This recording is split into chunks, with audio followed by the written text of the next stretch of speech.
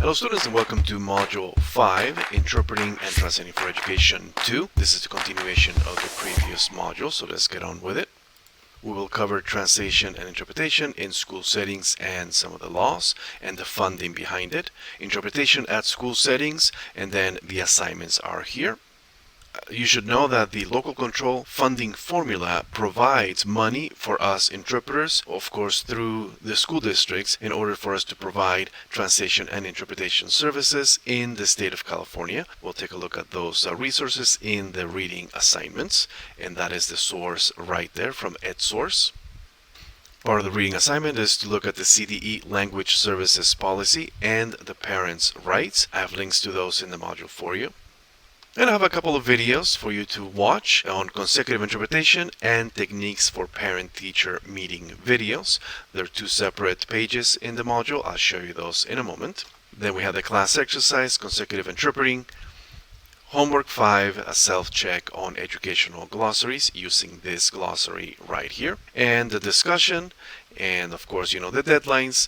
Check the deadlines in the module. As always, the discussions, your first post is due on Friday of that week, and your reply to at least 2 of your classmates is due on Sunday of that week. And thank you for those of you who are submitting bloopers that we can use and learn from, and listen to audios and videos that I may post from time to time in the announcements section. Let's go to the Canvas.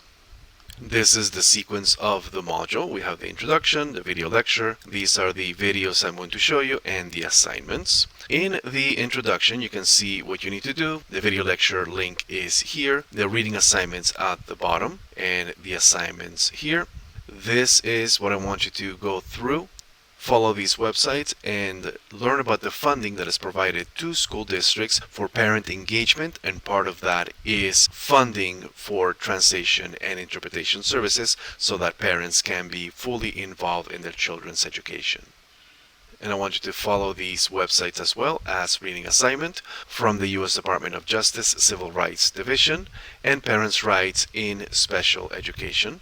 In this video, this happened during COVID, during the pandemic, so you'll see me and other people wearing face masks.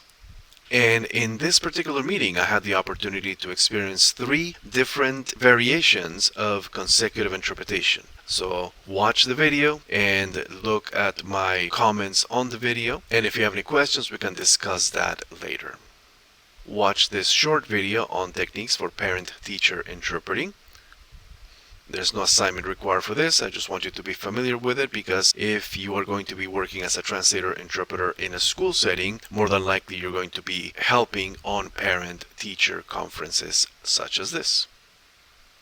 For the class exercise, I want you to practice consecutive interpretation.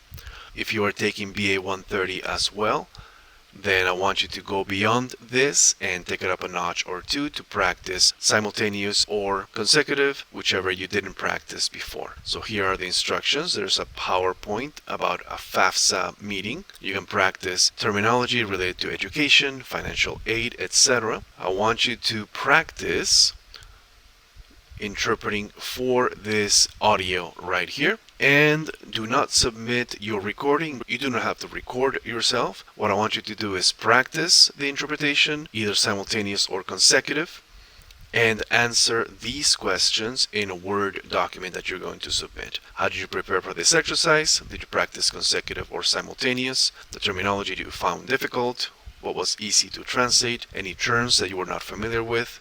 What sites did you consult for the terms? What interpreting techniques did you practice from the ones already mentioned in the previous modules? Any thoughts on this self-assessment? Was your timing what you expected? Could it be improved? Was it harder than you expected? And add anything that you would like to comment regarding this interpreting exercise.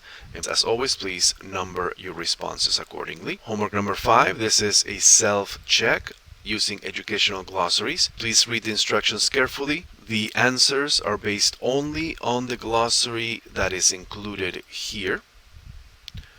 So this glossary of English, Spanish educational terms from the Orange County Department of Education.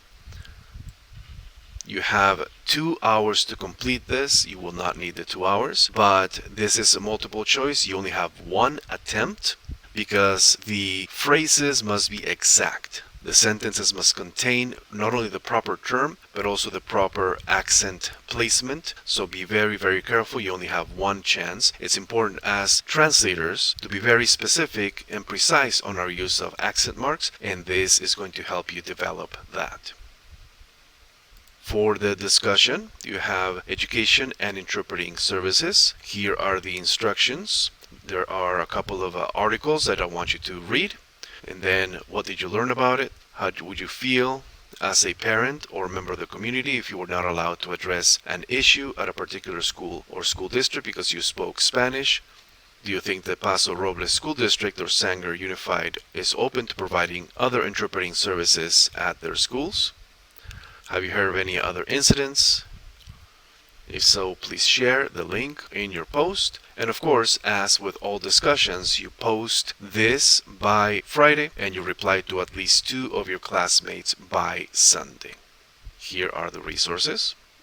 And this is a summary of what you will have learned by the end of the week.